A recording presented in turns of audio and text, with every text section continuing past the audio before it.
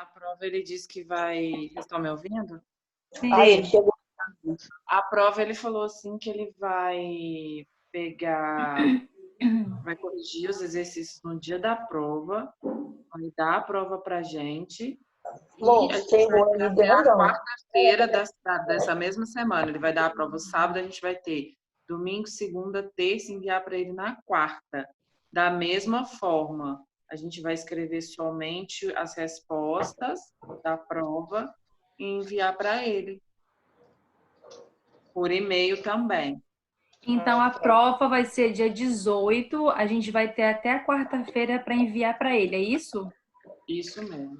Eu Só entendi. que aí a prova ela é individual. Aham, entendi. O trabalho, o relatório pode ser de dupla, mas a prova é individual. E o relatório e a prova vai ser no mesmo dia. Não, o relatório. Não, relatório dia Vai ser a 18, a entrega. prova. Tá certo, desculpa. Não entendi. Você vai Relatório dia entregar o 18, relatório. Dia 18 e a prova na quarta-feira. Ô, Eliane, você tem até o dia 18 para entregar esse relatório, entendeu? Mas você Então. já pode entregar hoje, já pode fazer hoje e entregar hoje. Ou se quiser esperar as próximas aulas para fazer os demais, para fazer o relatório da segunda aula ou da terceira, entendeu? Isso fica a seu critério. Mas você já pode enviar a partir de hoje o relatório da primeira aula, por exemplo, entendeu?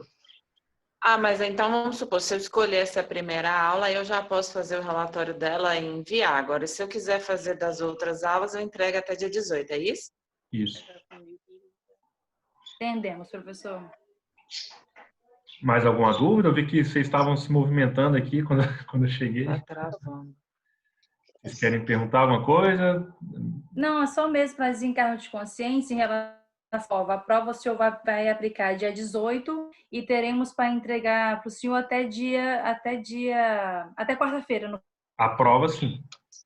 Tá, entendi. Beleza.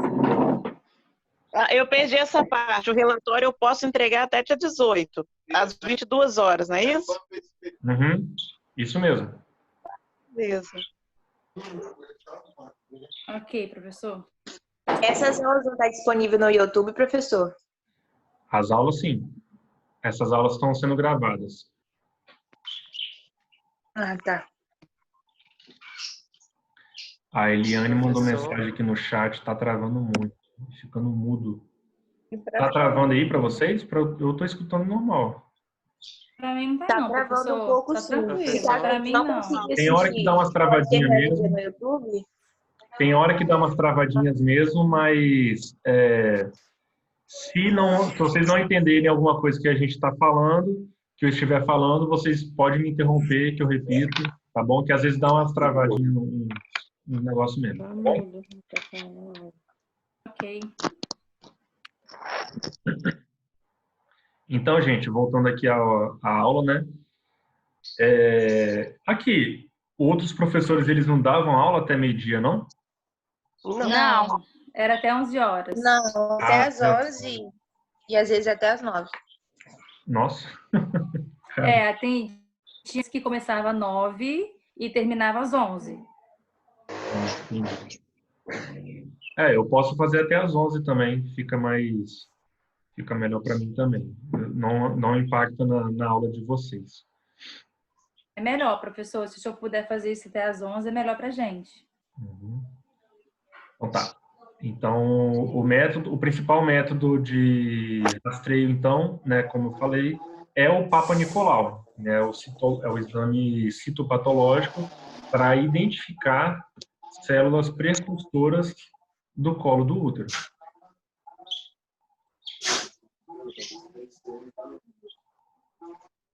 Então, o preventivo, ele vem a ser oferecido para mulheres que estão nessa faixa etária e que já tiveram atividade sexual, ou seja, de 25 a 64 anos.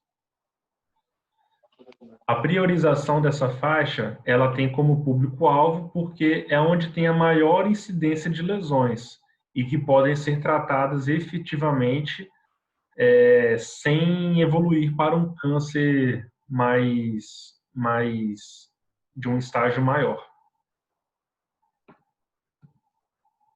Segundo a OMS, a incidência desse câncer aumenta de mulheres entre 30 a 39 anos e atinge seu pico na quinta ou sexta década de vida. E aí, antes dos 25, prevalecem as infecções por HPV de lesões de baixo grau. E aí, essas lesões, elas acabam regredindo espontaneamente na maioria dos casos.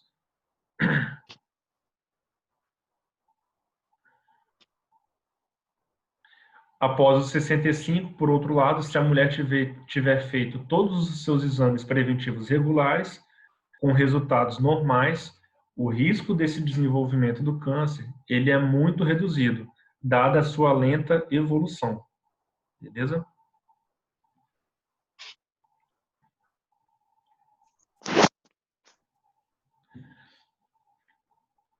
A rotina recomendada para o rastreamento no Brasil é a repetição do Papa Nicolau a cada 3 anos, após exames normais consecutivos realizados no intervalo de 1 ano.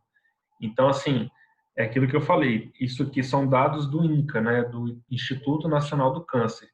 Essas informações, elas são gerais, e quem vai dizer para a mulher a data correta de ir ao médico para fazer o preventivo é o seu próprio médico, entendeu? Ele que vai fazer uma análise minuciosa da sua vida, da sua história genética, que vai te mostrar qual que é o ideal. Na minha aula, tinha até esquecido. Oi? Alguém perguntou alguma coisa?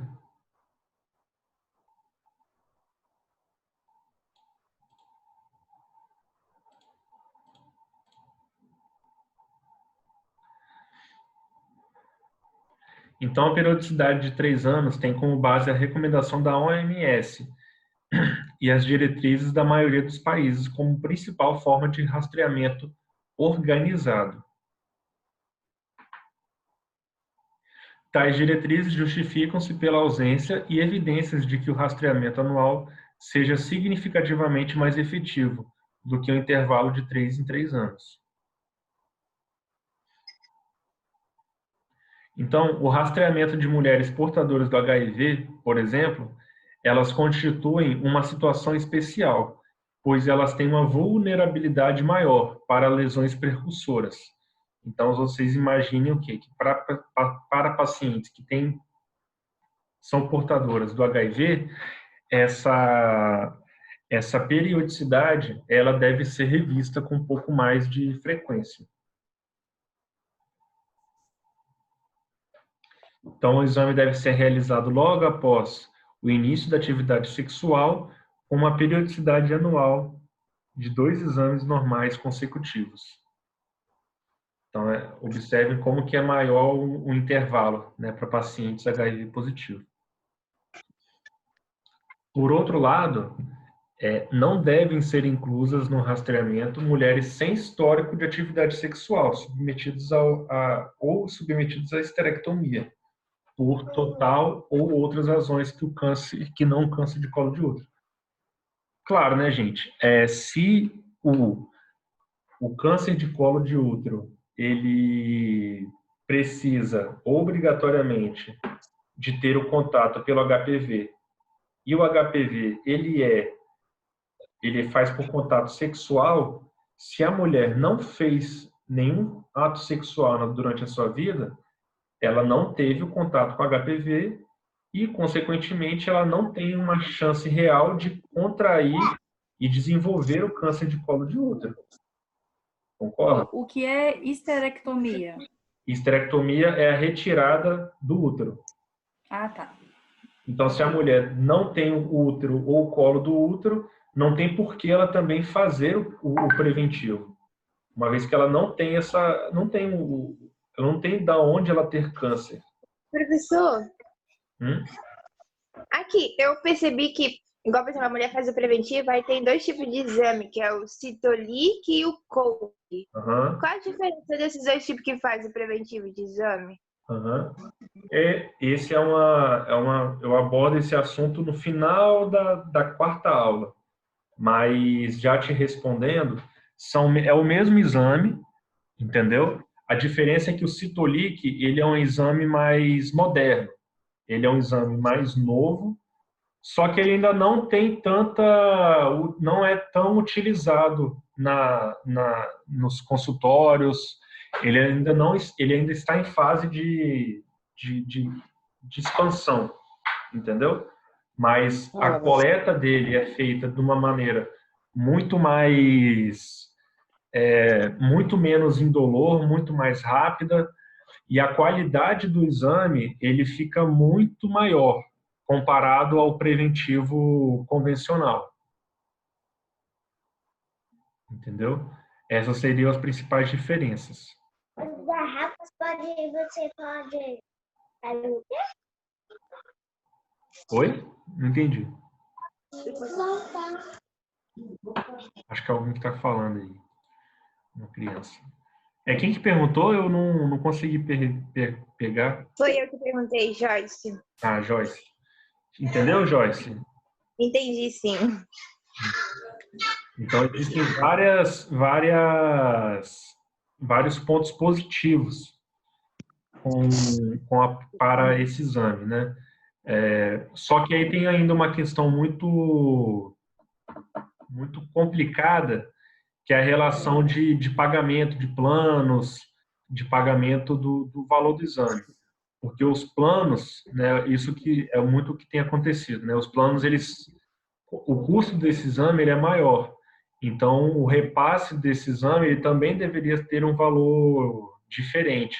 Só que o que acontece é que os planos eles não aceitam esse tipo de modificação, entendeu? Então, o laboratório acaba fazendo, né? Ele tem que ter uma negociação prévia com o plano para definir se vai receber ou não o valor adequado.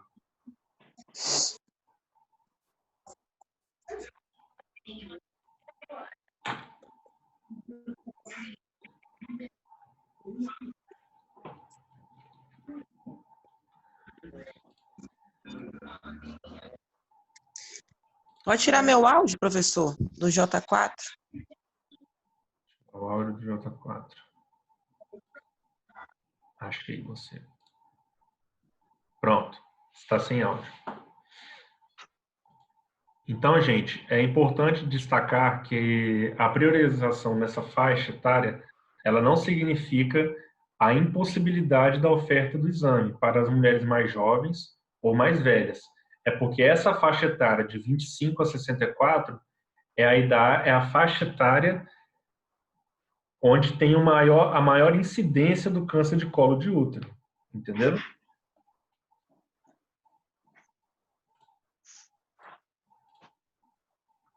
E aí, na prática, uma anamnese bem realizada, a escuta atenta de um reconhecimento dos fatores de risco e o histórico assistencial são fundamentais para a indicação do exame de rastreamento. Mulheres diagnosticadas com lesões intraepiteliais do colo do útero devem ser encaminhadas à unidade secundária para confirmação diagnóstica e tratamento. Normalmente é feito o quê? Quando identifica alguma lesão intraepitelial, é feita uma biópsia para confirmar essa lesão do colo do útero. Então, por apresentar sinais apenas em fases mais avançadas, o diagnóstico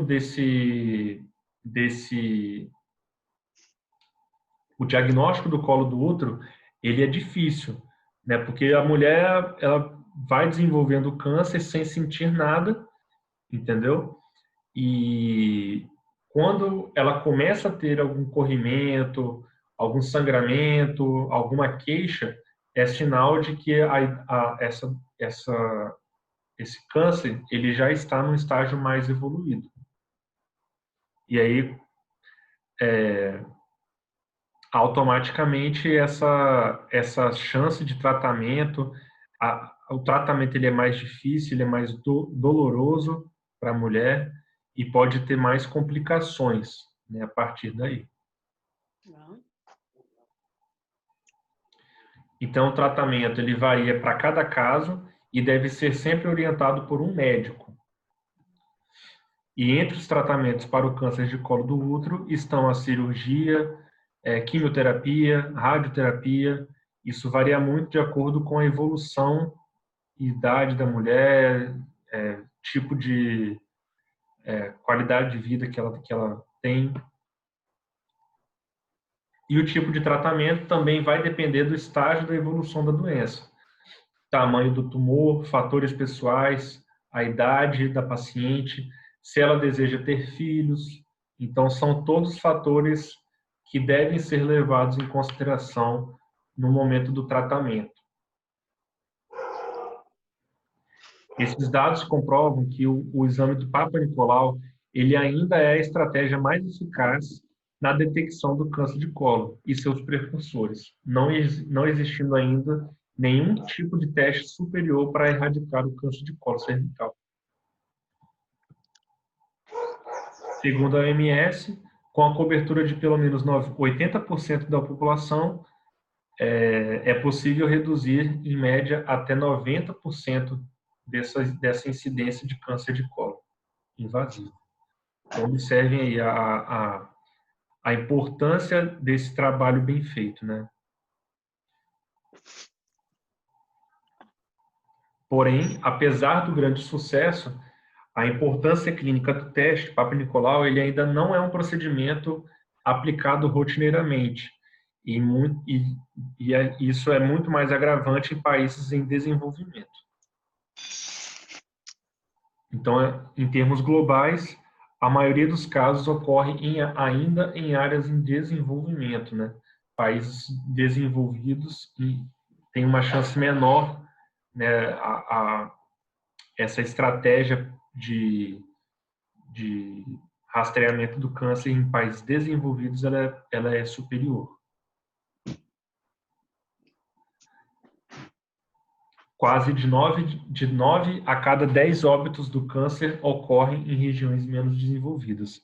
Então, olha a quantidade de gente, a diferença, né, que acontece. Com aproximadamente 530 mil novos casos, o câncer de colo do útero ele está atualmente no 7º lugar no ranking mundial e é o 4º mais comum entre as mulheres e é responsável por 265 mil óbitos ao ano. Então aqui está a estatística, né?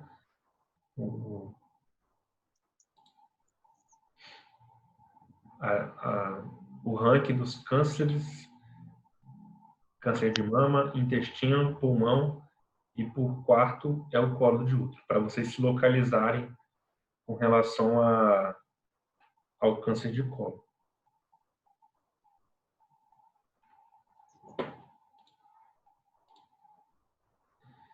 Então, estima-se que entre 2018 e 2019, a ocorrência de 600 mil novos casos de câncer para cada ano. Então, olha a quantidade de casos, né? Só no Brasil. E aí, no Brasil, o câncer de colo de útero ele já é o 3º. Ele já pula 1 em relação ao mundo. Depois vem pulmão e tireoide.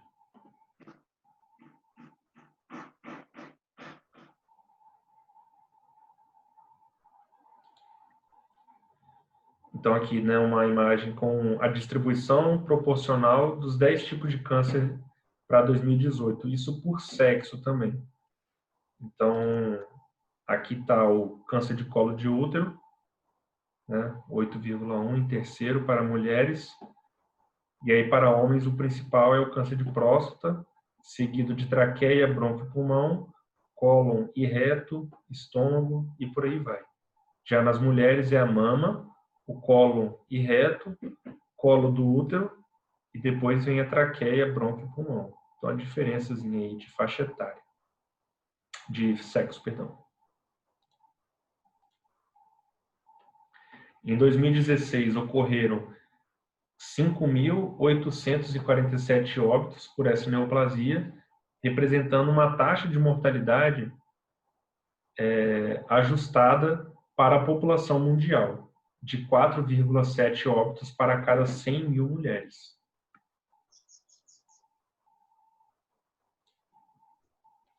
Então, para cada ano do biênio, 2018-2019, são esperados cerca de 16.370 novos casos, estimando um risco de 15,43 casos a cada 100 mil mulheres. Então, isso tem aumentado, né, essa quantidade de casos no Brasil. Aqui nós temos um gráfico, né, da taxa de mortalidade no Brasil de 1980 a 2016. Né? Então, tem a taxa de 100 mil por 100 mil mulheres e com o passar dos anos. Então, observe que isso por faixa de regiões do Brasil, né? Região Centro-Oeste, Nordeste, Norte, Sudeste e Sul do Brasil. Então, observem que nesse gráfico, as regiões Norte, que é essa em azul mais em cima, deixa eu riscar aqui para ficar melhor. Deixa eu marcar aqui.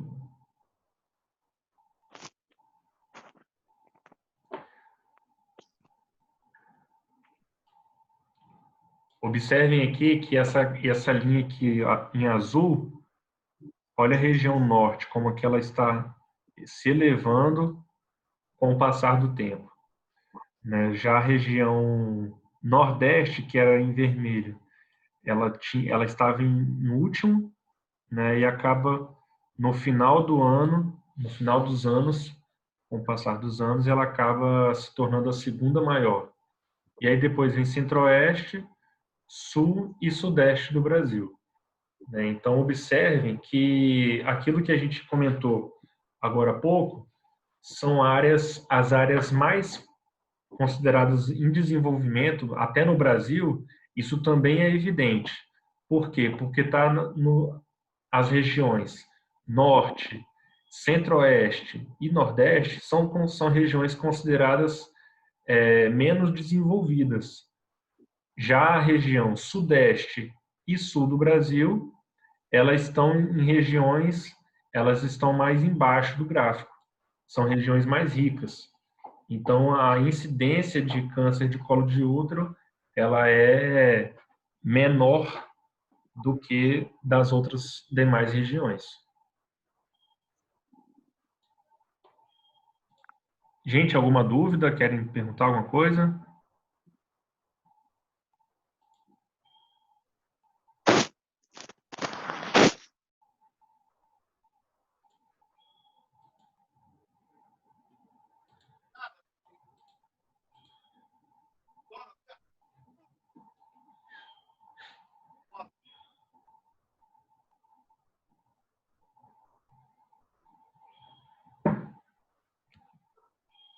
Pessoal, alguma dúvida? Estou falando muito. Não, professor, por enquanto não. Tranquilo. Tranquilo, né? Uhum. Vou cobrar tudo na prova, então, para ver se vocês vão estão entendendo mesmo. Já que vocês estão entendendo. Professor sabe nem brincar. Não, não estou brincando, não. Estou falando sério. Vocês estão entendendo, então eu posso cobrar tudo. É muito bom, que bom. A gente vai ler os slides. Claro, depois. vai ter consulta, uai. Mas... Pode cobrar tudo. Então, posso Não, cobrar. também não vamos exagerar. Né? Pode deixar, então. Vou cobrar tudo mesmo. Não vamos exagerar também. Só não exagera. Vamos exagerar. Não exagera, é só brincadeira. Também acha. Não tem senso de humor, não, hein? Eu tenho, tô falando com vocês.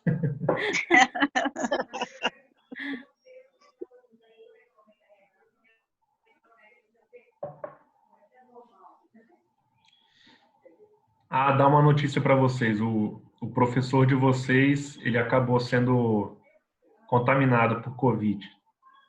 Qual professor? Qual o Antônio? O Edson? O senhor? Eu. O senhor? Qual professor? O senhor, misericórdia. Estou. Mas o senhor tá Ai, bem, que pena. Mas são sintomas leves, entendeu? Foi no domingo, eu comecei a sentir uma coriza, uma dorzinha de cabeça. Então, eu achei melhor fazer o teste e aí acabou que deu positivo. Então, eu estou em isolamento, estou em casa. Mas sim, estou bem. Estou sentindo sintomas muito leves, graças a Deus. Mas tá medicado, tá tomando remédio certinho, professor? Estou tomando azitromicina, ivermectina. Estou me medicando. Mas vai dar tudo certo, se Deus quiser. Se Deus quiser. Nossa, é mais o susto da notícia, né? É verdade. Ainda mais que a minha esposa, ela tá grávida, né? Ela acabou contraindo também. Ai, meu Então a Deus. gente tá meio assustado, né? Mas, assim, a gente tá bem, são sintomas muito, muito, muito leves. E mesmo a gente fazendo todas as recomendações, fazendo o isolamento já, deixando de sair à toa, a gente acabou pegando do mesmo jeito. Mas Mas vai dar tem tudo jeito, certo, né? Quando é para professor. pegar, a gente acaba pegando. Mas vai Deus dar tudo protege. certo. Se Deus quiser. Teve alguém que perguntou aqui no chat. Deixa eu ver aqui. Deus me livre. Maria Clara, Deus me livre. Assim. É um risco a gente da área de saúde estar convivendo com a Covid, não tem muito o que fazer. Não tem o que fazer. Assim, tem hora que, por mais que a gente tome as medidas protetivas, né, a gente sabe que a gente tá saindo de casa e está correndo risco, né? Verdade. E minha esposa estava só em casa também, evitando. Então, infelizmente, a gente acabou pegando esse negócio chato aí. Mas vai dar tudo certo. Então, gente, sobre as estatísticas, né? O câncer de colo de útero, ele é raro em mulheres até 30 anos e o pico da sua incidência, ela se dá na faixa etária de 45 a 50 anos. E a mortalidade, ela aumenta progressivamente a partir da quarta década de vida, com expressivas diferenças regionais, conforme apresentado na figura 2. Então, aqui, ó, mais um gráfico que representa aqui as regiões do Brasil, né? Região Centro-Oeste, Norte, Nordeste, Sudeste e Sul. E aí aqui a média do Brasil, né? No último gráfico. E aí por faixa etária. Então, observe que na região Norte, olha o tamanho desse gráfico comparado com o Brasil, né? Comparado com as demais regiões. Então, isso é uma clara evidência de que as regiões que estão mais subdesenvolvidas, elas têm um trabalho mais complicado, né? Isso porque na região Norte, Nordeste, Centro-Oeste são regiões, né, de Mata Atlântica, são regiões de difícil acesso. Então, isso complica mais ainda o tratamento dessas pacientes, a chegada do tratamento. Então, isso são fatores que agravam essas regiões também. Olha só a região Sul e Sudeste, como que elas são bem parecidas, né? Comparadas com o Brasil inteiro. Então, elas são bem parecidas, o Sudeste é até menor, e Sul também, né? São consideradas médias menores do que a média Brasil. Então, aqui, ó, tem mais um relatório, né? Um gráfico por estado, né? Indicando a taxa ajustada da incidência de 100 mil mulheres estimadas para o ano de 2018. Então, quanto maior a cor fica mais escura, maior é a incidência do câncer de colo de útero. Né? Aqui no nosso estadozinho, Espírito Santo, está de 4,55 até 5,80. Está na faixa intermediária, né?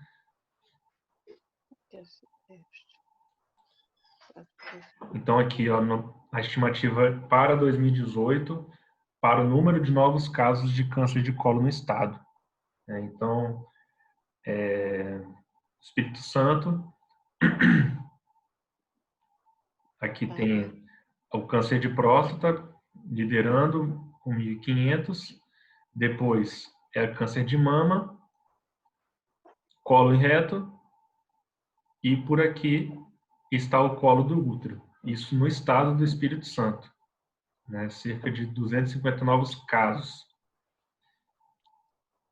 E no Brasil somam total 16.370. Já em Vitória, pontualmente, né, que tem o colo de útero, né, para homens isso não se aplica, né, porque aqui essa tabela essa primeira parte é para homem, a segunda metade é para mulheres.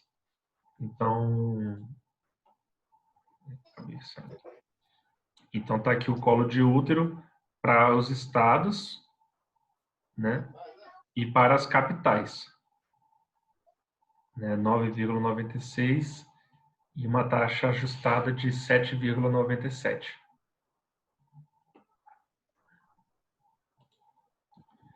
Então, o fluxo de trabalho de um laboratório de citopatologia, ele tem esses 3 principais fluxos, né? Que é a coleta, né? Vai realizar a coleta do colo do útero, do raspado. Depois que eu faço a coleta, esse material ele vai para a lâmina, né? Na lâmina eu tenho que fazer uma fixação dele em álcool 96. E aí, depois que ele é fixado, ele vai para a coloração, né, no laboratório, já é a fase analítica, e depois a microscopia. Depois eu vou estar lendo essa lâmina depois de corado, para estar avaliando se tem alguma anomalia ou não.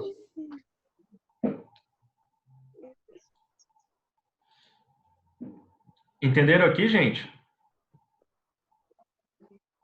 Sim, professor. Quem atua aí já na prática de laboratório? Já trabalhei em postinho de coleta de laboratório. Postinho de coleta. Uhum. Mais alguém tem prática? Tem... Eu, Andréia. Andréia. Mais quem? Quem tiver prática, levanta a mão aí.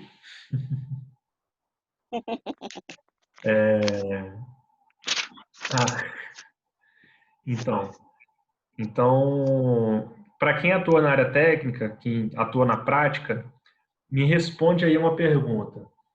Qual que é a fase mais crítica dentro de um laboratório de análises clínicas?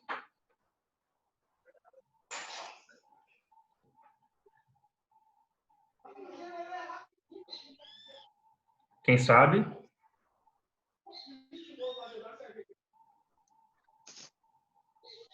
Seria a fase pré-analítica, antes de começar a análise? Uhum. Por que você acha que é? Porque ali é o começo de tudo, é você identificar o paciente corretamente, cadastrar o exame corretamente, identificar a amostra também corretamente, antes dela seguir para o setor técnico. Porque se começar com erro lá na recepção, ou até no transporte dessa amostra, ela vai chegar toda errada lá no setor técnico. Uhum. Mas alguém tem alguma opinião diferente? Andréia, ou Wanda, Juliana, Joyce? Fui eu, Andréia, que acabei de falar com você. Andréia falou, né? Tá. Audileia, Pietra, Maria Clara, Dayana, Nayara, Fabíola, Regiane. Alguém quer ouvir Eu uma também opinião? acho. Eu também na pré-analítica, né? Na coleta. Porque, como a Andrea falou, ali começa tudo. Se você fizer alguma coisa errada lá na recepção, quando chegar na parte analítica já vai dar problema. Já vai ter algum tipo de problema. Eu acho que é análise pré-analítica. Uhum. Quem que falou? É, porque envolve tudo, né? Eu falei Corte, Juliana, a falou forma agora. como tira, a Uhum. forma como é coletado, o transporte, envolve tudo, né? Uhum. Isso aí, é a fase pré-analítica mesmo, tá bom? Além disso, tudo que vocês comentaram, né, tem a questão, assim, que é a primeira etapa, né? Então, se a gente faz algum processo de alguma forma errado nessa fase, isso acaba virando uma bola de neve, né? Então, ela já começa errado, seja um cadastro, seja a forma de coleta, seja o transporte. Então, são muitas áreas, mas são muitas áreas com risco de ter algum tipo de erro, né? Outro ponto é que nas áreas analítica e pós-analítica, por exemplo, elas são áreas que já tiveram grande parte das suas atividades sendo automatizada. Então, quando uma área ela é automatizada, a chance desse tipo de erros humanos acontecerem, ela é muito menor. Então, na área analítica, por exemplo, que é onde realiza a análise, né? Nessa área, um hemograma, por exemplo, vamos colocar não só citopatologia, mas análises clínicas como um todo. Hoje, um laboratório, ele dificilmente ele faz um hemograma manual. Alguém já fez um hemograma manual? Alguém já teve essa oportunidade? Não. Quando a gente faz um hemograma manual, isso demora minutos, 5, 10, 30 minutos para fazer. Então, olha a demora que leva para fazer um hemograma. Hoje normalmente, uma máquina faz em 1 minuto, 2, 3 minutos, né? E é só colocar no equipamento que a máquina faz todo o serviço, né? A gente como analista, a gente deve avaliar o resultado, né, para estar liberando e tudo mais. Então, isso fez com que a parte analítica, ela praticamente, os erros da fase analítica praticamente se extinguissem, entendeu? Então, como a área pré-analítica é uma área ainda muito manual, ela ainda está suscetível a erros, entendeu? E são vários tipos de erros, né? Erro de coleta, erro de instrução, erro do paciente, erro de transporte, erro do médico de não ter dado uma orientação correta, entendeu? Então, tudo isso está dentro da fase pré-analítica. Então, isso faz com que a fase pré ela seja mais crítica dos setores ainda, por ser uma área muito manual e que ainda está sujeita a aumentar os erros dentro das próximas áreas.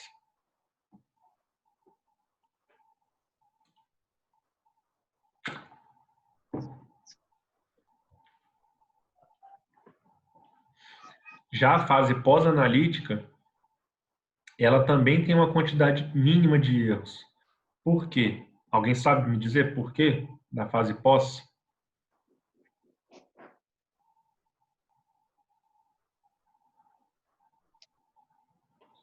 Alguém quer conversar aí comigo?